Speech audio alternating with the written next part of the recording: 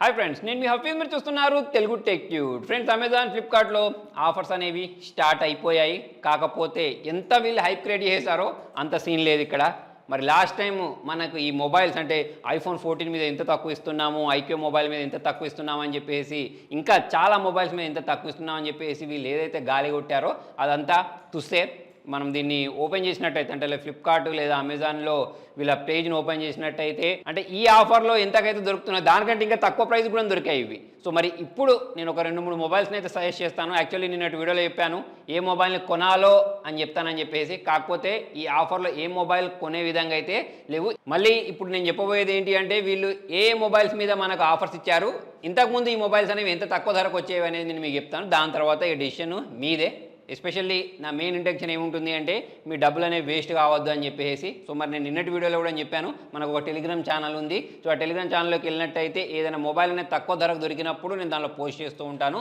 అయితే మీలో చాలామంది ఏం చేస్తున్నారు అంటే ఆ లింక్ని నేను పోస్ట్ చేసిన గంటకో 2 గంటలకో ఒకరోజు తర్వాతనో క్లిక్ చేస్తున్నారు. క్లిక్ చేసినప్పుడు సేమ్ ఆఫర్ ఉండట్లేదు. సో నేను లింక్ పోస్ట్ చేసినప్పుడు మీరు క్లిక్ చేస్తేనే మీకు ఆ ఆఫర్ దొరికే అవకాశాలు ఉన్నాయి. ఎందుకంటే వెంటనే వీళ్ళు ఏం చేస్తూ ఉంటారంటే ఆఫర్ని తీసేస్తూ ఉంటారు. ఫర్ ఎగ్జాంపుల్ నేను చెప్తాను చూడండి, శాంసంగ్ సంబంధించిన స్లిమ్ ఫిట్ అని చెప్పేసి ఒక వెబ్ క్యామ్ ఉంటుంది వీళ్ళది. సో అది జనరల్గా 9,000 దొరుకుతూ ఉంటుంది.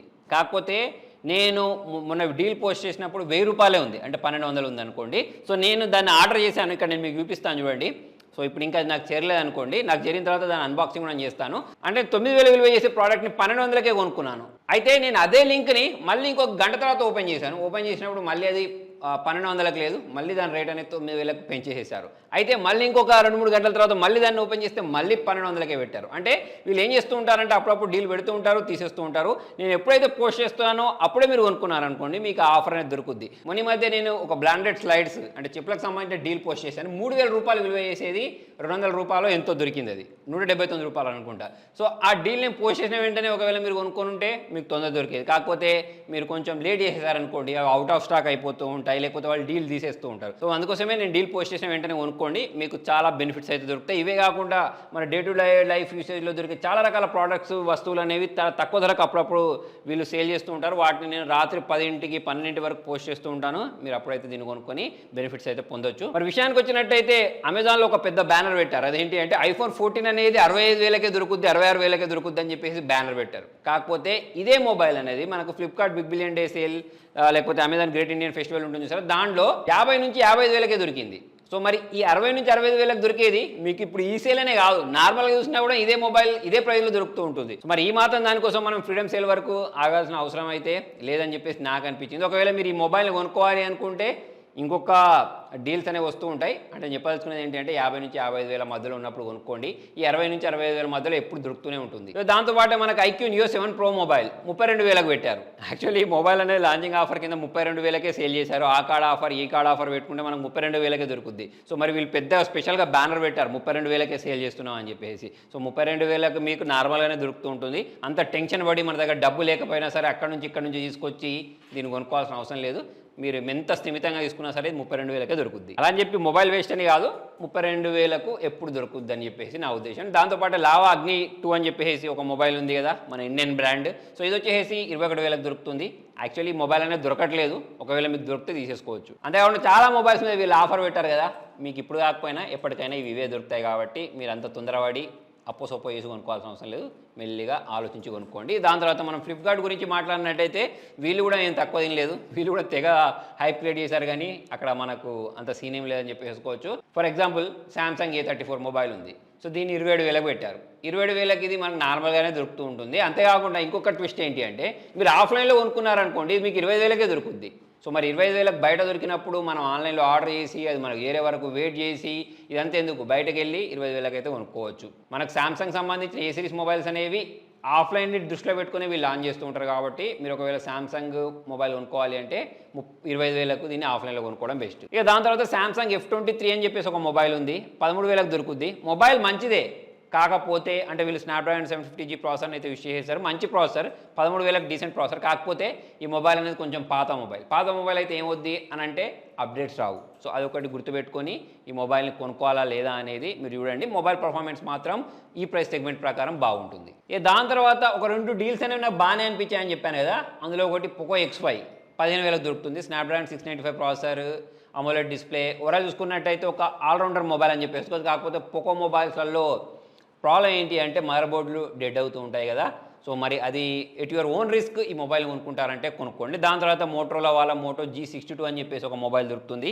ఈ మొబైల్ కూడా మనకు 14,000 దొరుకుతుంది. 14,000 ప్రైస్ సెగ్మెంట్లో ఇది ఓకే. కాకపోతే దీనిలో మనకు ఎల్సీడీ డిస్ప్లేని ప్రొవైడ్ చేశారు. ఒకవేళ మీకు స్టాక్ ఆండ్రాయిడ్కి సంబంధించిన మొబైల్ కావాలి అనుకుంటే మీరు 14,000కి ఈ మొబైల్ చూడవచ్చు, లేదా ఈ మొబైల్ కూడా మీరు స్కిప్ చేసేయచ్చు. ఈ రెండు మాత్రమే నాకు తక్కువైనట్టు అనిపించాయి. ఇక మిగతా అన్ని ఇప్పుడు నేను చెప్తాను చూడండి లిస్ట్. సామ్సంగ్ S21 FE అని చెప్పేసి 29,000 చేంజ్కి మొబైల్ అమ్ముతున్నారు. మరి మీరు నార్మల్ టైంలో ఆఫర్లో కాకుండా నార్మల్ టైంలో ఎంతకు అమ్ముతారు? నార్మల్ టైంలో కూడా ఇంతకే అమ్ముతారు. ఈ మొబైల్ వేస్ట్ అని కాదు, సామ్సంగ్ S20 FE తీసుకునే బదులు సామ్సంగ్ S21 FEనే తీసుకోండి. దానికి రీజన్ ఏంటి అంటే దానికి అప్డేట్స్ రావు. ఆల్రెడీ దానికి అప్డేట్స్ అయిపోయాయి నిన్నటి వీడియోలో చెప్పాను.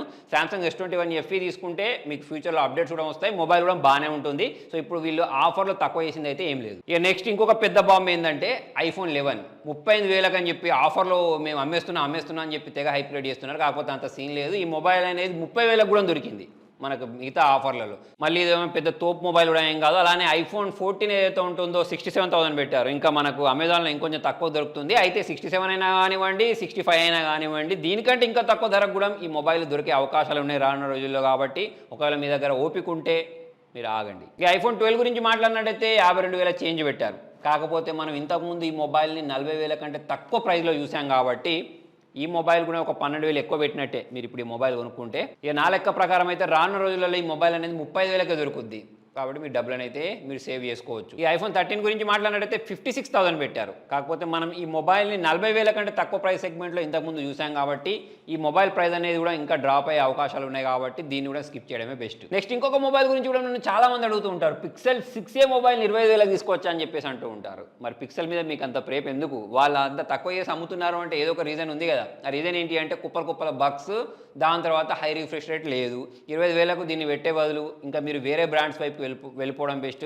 ఐక్యూ లేకపోతే మనకు OnePlusలలో కూడా మంచి మొబైల్స్ అనేవి దీనికంటే మంచి ఫీచర్స్ తోటి దొరుకుతూ ఉంటాయి. కాబట్టి మీరు ఓన్లీ పిక్సెల్ మోజులో పడి ఈ మొబైల్ కొనుక్కోకపోవడమే బెస్ట్. ఇక దాని తర్వాత రియల్మీ వాళ్ళ Realme 11 Pro Plus అని చెప్పేసి, దాని తర్వాత రియల్మీ వాళ్ళ Narzo 60 Pro అని చెప్పేసి రెండు మొబైల్స్ ఉన్నాయి. నిన్న కూడా చెప్పాను, రెండు అన్నదమ్ములే అని చెప్పేసి. కాకపోతే మనకు ఈ క్వాలిటీ, లెదర్ క్వాలిటీ ఏదైతే ఉంటుందో దాంట్లో తేడా అయితే కనిపిస్తుంది. సో మరి అన్ని ఫీచర్స్ రెండు సేమ్ టు సేమ్ ఉన్నప్పుడు సేమ్ టు సేమ్ ప్రైస్లో ఎందుకు కొనుక్కోవాలి? మొబైల్ వేస్ట్ అని కాదు, మొబైల్ ఓకే, కాకపోతే ఇంకొంచెం ప్రైస్ డ్రాప్ అయితే బాగుండు వీళ్ళు ఆఫర్స్ అని చెప్తున్నారు కాబట్టి. రెడ్మీ Note 12 అని చెప్పేసి ఒక మొబైల్ ఉంది. వాళ్ళు లాంచ్ చేసిన దగ్గర నుంచి ఈ మొబైల్ అనేది కొంచెం ఎక్కువ ప్రైస్లోనే తీసుకొచ్చారని చెప్పేసి మనం అనుకున్నాము. సో మరి రెడ్మీ Note 12 అనేది ఇంకా ప్రజెంట్ వాల్యూ ఫర్ మనీకి అయితే రాలేదు.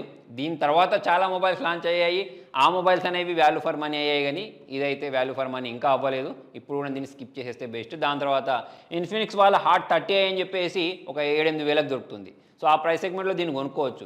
90Hz రిఫ్రెష్ రేట్ చూడడానికి కనిపిస్తుంది. దీనిలో ఇంకొక మంచి విషయం ఏంటి అంటే 128GB ఇంటర్నల్ స్టోరేజ్ చూడడానికి కనిపిస్తుంది. మనకు వేరే బ్రాండ్స్ ఏవి 128GB స్టోరేజ్ని ఆఫర్ చేయట్లేదు. కాబట్టి ఒకవేళ మీకు తక్కువ బడ్జెట్లో ఎక్కువ స్టోరేజ్ ఉండే మొబైల్ కావాలంటే దీన్ని చూసుకోవచ్చు. నెక్స్ట్ వివో వాళ్ళు రెండు మొబైల్స్, వివో T2 అని, వివో T2X అని చెప్పేసి రెండు మొబైల్స్ లాంచ్ చేశారు. వివో T2 గురించి మాట్లాడితే 17,000 పెట్టారు. ఎందుకు 17,000? స్నాప్డ్రాగన్ 695 ప్రాసెసర్ అనేది మనకు 15,000 లోపే కావాలి, అంతే పెట్టాలి దానికి. సో కాబట్టి ఈ మొబైల్ కూడా మనం స్కిప్ చేసేస్తేనే బెస్ట్. ఇక దాని తర్వాత సామ్సంగ్ F14 అని చెప్పేసి దొరుకుతుంది. ఒకవేళ మీకు సామ్సంగ్ మొబైలే కావాలి, సామ్సంగ్ UI అనేది మీకు ఇష్టం అని అనుకున్నప్పుడు సామ్సంగ్ F14 మొబైల్ 11,000 చేంజ్కి అయితే కొనుక్కోవచ్చు, మీరైతే బాధపడరు. దాని తర్వాత మోటో G13 అని చెప్పేసి 9,200 రూపీస్ దొరుకుతుంది. ఈ మొబైల్ కూడా కొనుక్కోవచ్చు. అంటే పెద్ద ఆఫర్ ఉన్నట్టయితే ఏం లేదు, కాకపోతే మీరు ఇక 10,000 లో బడ్జెట్లో ఒక మొబైల్ కొనుక్కోవాలి అంటే దీన్ని కూడా చూడొచ్చు. ఇక నెక్స్ట్ నథింగ్ ఫోన్ 1 మొబైల్ అనేది 27,000 పెట్టారు.